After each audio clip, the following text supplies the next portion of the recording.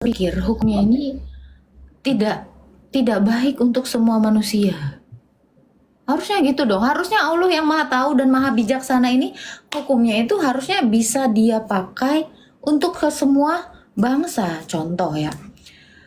Kasihilah sesamamu manusia. Itu hukumnya Tuhan Yesus. Nah, ini berlaku. Berlaku untuk semua agama. Kan? Berarti Tuhan Yesus itu lebih tahu. Mengasihi itu lebih baik daripada yang tadi. Ya toh? Memaafkan itu lebih baik. Kan gitu. Tuh. Kenapa Tuhan Yesus aja bisa? Kenapa Tuhanmu nggak bisa? Mempersiapkan segala sesuatu. Hukum Tuhan Yesus itu berlaku di semua bangsa. Berlaku di sepanjang segala abad. Itu baru namanya Tuhannya keren. Ya toh? Nah, makanya kalau kita mengasihi pasti mengampuni, memaafkan. Tuh. Kok bisa Tuhan Yesus tuh jauh lebih keren? Kenapa? Karena dia ada di masa depan, ada di masa yang lalu dan yang hari ini. Itulah. Itu.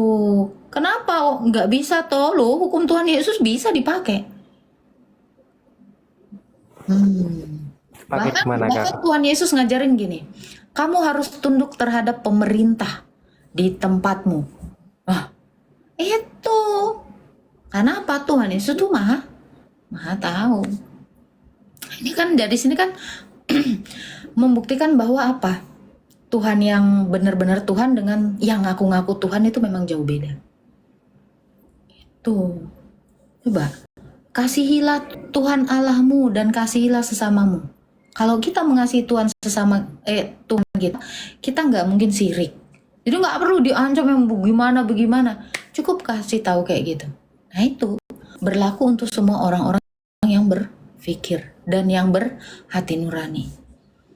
Tuh susah kan? Makanya saya bilang kamu belum mengenal Tuhanmu, tapi kamu sudah stuck di agamamu yang sekarang.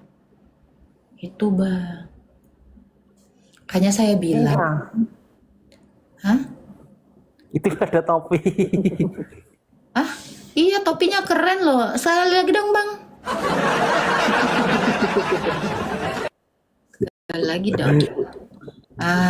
Bagus. Ini kayaknya sampai 10 deh dia kasih. Minta TU kak. Itu mau dikasih TU katanya. Apa? Mau dikasih TU. TU apa tuh TU? Tai ucing. Astagfirullah. Kalau mau dikasih TU ya udah gue ready nih, gue rekam nih. Lumayan gue bisa bayar makan siang ya kan. Itu loh ketek di bawah mau dikasih TU gitu katanya. Ya udah nih lumayan gue ini. Cepet bang. Mau ngasih apa nih? Biar gue screenshot. Nah, kayak gitu. Bang belantek pitek. Nah, gitu. Makanya saya bilang kamu tuh belum benar-benar mengenal Allahmu, belum mengenal agama dan ajarannya dan hukumnya Allahmu. Itu. Nah, kamu sekarang nggak di Indonesia mbak? Kenapa? Kamu nggak di Indonesia sekarang? Dari dulu aku nggak pernah di Indonesia, gimana sih? Lahir di mana? Aku sebenarnya lahirnya di Bangkok. Kok bisa Indonesia ini lancar ngiwir gitu? Aku memang orang Indonesia, cuman aku kelahiran Bangkok dan sekarang aku tuh stay di Maldives. Mana itu? Oh, jangan kasih tahu nanti kamu datang. Datang pakai apa? Datang pakai apa? Ya nggak bisa kok. Emang kamu nggak punya duit? Video punya tapi kan nggak secukup itu. Minta sama Allah dong. Gimana sih? Yo, uang kok minta uang ya kerja dong. Loh, memangnya kamu nggak bisa dapat duit dari Allah? Ya tanpa kerja yang kalau nggak kerja ya nggak bisa toh mbak. Ya kalau gitu ngapain menuhankan dia kalau dia nggak bisa ngasih duit? Wah, Pertanyaan ini kan itu. kamu ateis loh. Orang nggak bisa minta duit dari dia, iya. Tenang dong yang di bawah. Kamu nih nggak tahu cara mainnya. Itu lo disuruh turunin itu lo, turun dulu itu Jangan, lo orang dia lagi enak ngobrol kok disuruh itu turun. lo Kamu aja penonton lagi itu enak lo. ngobrol sama temenmu, masa disuruh temenmu pulang pulang gitu? Ya jangan. Nah coba itu bang. Terus kalau Allah nggak ngasih duit, terus kamu mau berharap apa sama Allah? Ya ke Allah kan kita minta berdoa, terus di sambil bekerja nanti atas izin Allah kita dipermudah dikasih rezeki gitu menurut Coba saya tanya, pemahamanku. yang Buddha itu atau jangan yang Buddha deh, yang ateis itu nggak pernah berdoa sama Tuhan karena dia tidak percaya Tuhan. Tapi yang ateis tuh gue lihat kaya-kaya. Kan setiap orang kan diciptakan udah ditakdirkan, udah rezekinya udah ditakdirkan segini segini segini. Jadi walaupun nggak punya agama nggak apa ya tetap hidup. Kamu bilang rezeki udah ditakdirkan. Jadi kamu mau bilang yang orang miskin, yang pemulung itu juga ditakdirkan sama Allah. Parah, parah. Kok nggak adil kalau ditakdirkan itu nggak adil dong. Bisa nggak Terus kalau ditukar takdirnya? Lu kasihan loh. Ini ya, kesenjangan namanya. terus kalau orang dikasih kaya semua nanti yang mau jadi kuli siapa? Yang mau jadi kuli bangunan siapa? Iya, tapi kalau kamu bilang mereka semua udah ditetapkan itu ketidakadilan. Makanya kalau kamu mengatakan rezeki itu udah ditakdirkan, bagaimana mungkin orang yang miskin itu bisa kaya? Lu pernah lihat kan? Yang miskin-miskin itu bisa jadi kaya? Ah, Oh, berarti takdir sudah berubah. Artinya apa? Kamu tidak perlu artinya kan Tuhan. gini Kamu kak, tidak mungkin kan perlu Tuhan untuk menjadi kaya, kamu tidak perlu Tuhan untuk menjadi miskin. Ini kan ateis. Ya toh? tapi kan takdirnya kan mungkin dia miskin berapa tahun, kaya berapa tahun nanti Itu gitu. perubahan itu dari dia atau Allah? Sepengetahuanku, setauku. Jadi makanya aku bilang, kalau kamu bilang semua itu ditakdirkan sama Allah, maka dia akan kelihatan seperti penjahat. Ya karena dia tidak adil, berbuat tidak adil, padahal dia maha adil. Ya toh? Hmm, yo adil loh kak, nyatanya ada yang Oh, kaya ya ada yang miskin. kalau kamu bilang dia adil, yang ateis juga ada yang kaya, ada yang miskin. Mm-mm. Papa aku lagi WA. Bentar. Ntar aku juga mau buka WA. Oke. Makanya aku bilang ya, kalian ini tidak mengenal apapun. Kalau kalian mengenal Tuhan kalian, kalian tuh pasti bertanya-tanya. Ya kan? Orang yang kalau, dan cenderung ya, kalian tidak mengenal karena kalian emang nggak mau kenalan. Kalau orang yang penasaran dengan imannya sendiri, dia akan bertanya-tanya. Dan dia akan bilang ini, apa yang aku harapkan dari Tuhan ini? Karena iman itu adalah harapan. Harapan kita akan sesuatu yang belum kita lihat dan bukti dari segala sesuatu yang akan kita lihat. Itu artinya iman. Kamu, makanya saya bilang, kenapa kamu masih Islam? Alasan kamu apa? Atau kamu masih tetap Islam karena itu sebagai rutinitas? Hmm? Apa kak?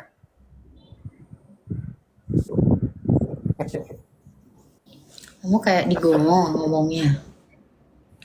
Suaranya itu.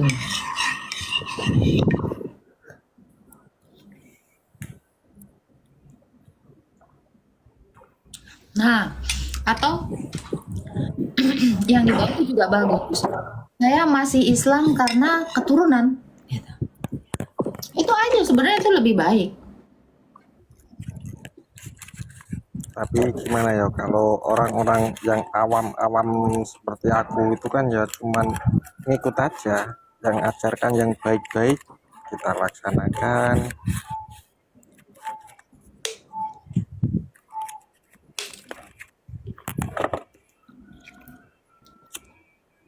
Sekarang gini bang, Kalau kamu awam, keawamanmu itu udah ditakdirkan Tuhan atau gimana?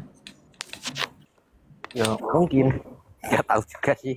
Nah, jangan kamu bilang takdir, nggak ada takdir di sini. Kamu awam itu karena kamu nggak mau tahu.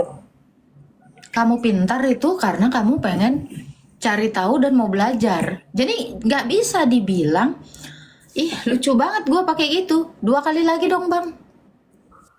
Ya, jadi kalau kamu bilang saya nggak tahu, saya awam, bukan. Kamu nggak mau cari tahu, makanya kamu nggak tahu. Ya kan? Kalau Jesus tuh, coba kamu cari tahu Tuhan. Pas kamu baca Quranmu, tidak, pasti kamu gitu. Yakin? Makanya aku bilang banyak di antara kalian yang memang nggak tahu iman kalian. Begitu kalian cari tahu iman kalian, auto ateis. Itu minimal auto ateis. Abis itu dia akan cari iman lain. ATS itu apa tuh Mbak? Kecewa sama Tuhan, jadi dia nggak mau punya Tuhan. Terus berarti dia itu nggak beragama gitu? Iya, nggak beragama. Kalau nggak beragama itu sebenarnya lebih ke agnostik, tapi tidak lagi mempercayai Tuhan atau ragu terhadap Tuhan, itu sudah ateis.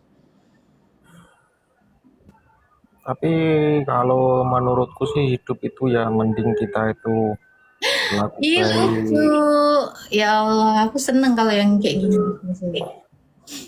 nggak nggak ngerugiin orang lain.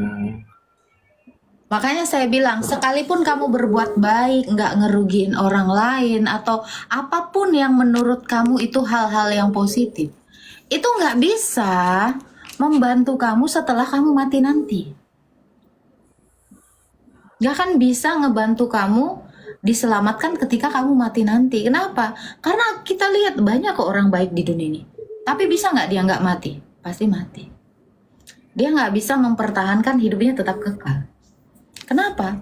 Karena sesungguhnya semua manusia itu butuh Tuhan yang lebih berkuasa daripada kita, yang mampu membuat kita ini tetap stay alive. Ya, kita pasti berharap itu. Nah, memang benar-benar ada jenis orang-orang ya udahlah pasrah mati. Tahu nggak kenapa itu? Pasrah mati, nggak tahu. Iya kan ada yang gitu kan. Ya, saya tetap di agama ini, walaupun nanti saya nggak selamat atau apa, saya pasrah aja. Ya nggak apa-apa. Gitu. Kamu tahu nggak kenapa ada orang yang berkata-kata demikian? Nggak tahu. Misalnya kamu nanti setelah mati nanti, ternyata Tuhanmu itu nggak sanggup membangkitkan kamu. Apa? Apa yang akan kamu rasakan? Ya nggak tahu toh Kak, yang aku rasakan sekarang setelah besok ya nggak tahu juga. Ini yang makanya saya tanyakan, kenapa kamu masih tetap Islam dengan ketidaktahuanmu? Cari tahu dong. Masa iya kamu itu udah mengerti bahwa dirimu tidak tahu, terus kamu kayak orang goblok gitu. Ya udah biarin aja gue nggak tahu. Ya kan? Jangan dong kayak gitu. Kamu tuh udah diciptakan Tuhan dengan baik. Harusnya kamu itu optimis dong dalam hidupmu. Karena ketidaktahuan kamu itu bisa mencelakakan kamu. Coba. Kamu bayangkan ada satu anak kecil dan dia tidak tahu apa-apa, dia terdampar di hutan. Kamu tahu nggak? Kamu pasti bisa memastikan apa yang terjadi sama anak itu karena ketidaktahuannya. Mati konyol kan? Karena dia tidak tahu apa-apa. Semua orang yang tidak tahu apa-apa, dia akan mati konyol. Tertipu. Tapi setidaknya kan tahu kehidupan toh Kak. Nah, makanya saya tanya, kamu tahu nggak setelah mati nanti ada kehidupan? Ya nggak tahu juga, ya nggak tahu toh, lah kita belum mati kok. Loh, terus apa gunanya agamamu kalau kau belum dikasih tahu akan hal-hal yang di masa depan? Loh, apa Tuhanmu tidak tahu apa-apa? Sampai dia nggak tahu apa yang akan terjadi di masa depan.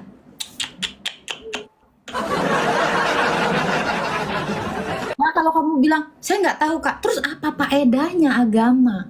Apa gunanya Tuhanmu kalau dia tidak bisa memberitahu di masa depan akan seperti ini?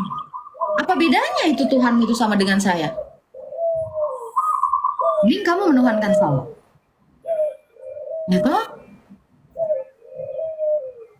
Nah, itu. Nih, papa saya pasti bangga nih kalau nengok anaknya sepinter ini. Bapak kamu siapa? Saifuddin itu kah? Atau bukan? Bukan. Kira Saifuddin. Kamu tahu Saifuddin, tapi kamu nggak kenal Allah. Gimana ini? Nggak lebih memalukan? Saifuddin kan muncul terus di berita di TikTok. Nah, kenapa Allah tidak diberitakan di mana-mana? Apa dia tidak sepenting itu? Apa dia tidak terkemuka itu? Sampai Allah ini nggak diberitakan di mana-mana. Harusnya kamu berpikir dong, untuk logika yang simpel-simpel kayak gini, kamu aja bahkan nggak tahu. Oh, kamu udah dewasa kan? Astagfirullahaladzim. Ya toh? Kalau Saifuddin aja diberitakan di mana-mana, kenapa Allahmu tidak diberitakan di mana-mana? Apa dia Kan dia itu diberitakan kan jeleknya Toka, tahu kan dia jadi pemulung itu, terus tanya? penista, buronan, itu yang aku tahu cuman itu. Saya tanya. Kalau baiknya nggak tahu. An-Anfal ayat 12. Ingatlah ketika wahyu disampaikan oleh malaikat-malaikat, kelak akan aku turunkan rasa ketakutan kepada orang-orang kafir. Maka tebaslah leher mereka dan potonglah jari-jari mereka. Ini keburukan atau kebaikan?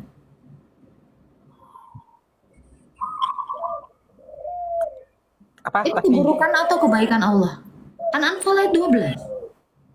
Kenapa ini tidak diberitakan? Kalau Saifuddin Ibrahim, keburukannya juga diberitakan. Yang kita lain, Kenapa yang kita lain yang Saifuddin Ibrahim lebih terkemuka di dunia akhirat dibandingkan Tuhanmu? No. tapi beritanya kan buruk semua, yang baik nggak tahu aku. Oke, itu tadi gimana? Kenapa nggak diberitakan An-Anfal ayat 12? Kenapa Saifuddin Ya, itu nggak tahu. benar dari Tuhanmu? Nggak tahu kok. Belum nanti saya keluarkan lagi At-Taubah 29. Lah, kenapa yang kayak gini ini nggak diberitakan? Kalian kan itu sukanya memblow up hal-hal yang negatif. Kenapa yang kayak gini nggak? Tahu nggak 1.500 orang di sini? Ya toh? Harusnya ini juga di bluffing dong. Tuh. Burungmu aja bilang, "Heeh." Apa? Mana? Tuh, katanya. Betul. Coba. Ini hal-hal yang simpel kayak gini. Ini kalian itu harusnya ya terbiasa untuk hal-hal yang seperti ini. Oh iya ya. Kok kejelekan si Anu tuh terkenal? Kenapa nggak Tuhan saya lebih terkenal? Ya toh? Loh. Siapakah yang terkemuka di dunia ini? Kalian beriman kepadanya, tapi kalian tidak pernah memperkenalkannya. Coba dong kali-kali diperkenalkan. At-Taubah 123, Maryam 83, An-Anfal ayat 12, Al-Baqarah berapa itu yang suruh gitu. Harus dong. Perkenalkan dong. Setiap hari itu dengan memperkatakan bacaan. Kenalin dong bacaannya. Ya tah? Gitu. Makanya saya bilang, kenapa kamu stay di Islam? Apa itu sama kayak kamu rutinitas sehari kerja, dapat gaji, pulang tidur. Tuh, berpikir cerdas dong. Hal-hal kecil itu harusnya kalian pertanyakan dalam diri kalian. Saya tuh terbiasa dari kecil tuh gitu. Kenapa ya saya begini? Kenapa ya saya begitu? Berapa? Ya deh kak, mau turun dulu kak, mau lanjut kerja lagi ya. Oke. Salam Nanti toleransi ya. salam toleransi. Nanti pikirkan itu ya. Ya, kamu tuh harus rajin-rajin berpikir, merenung, Ya. tafakur, tafakur. Itu ya. Assalamualaikum. Turun dulu. Salam sehat waras. Hmm.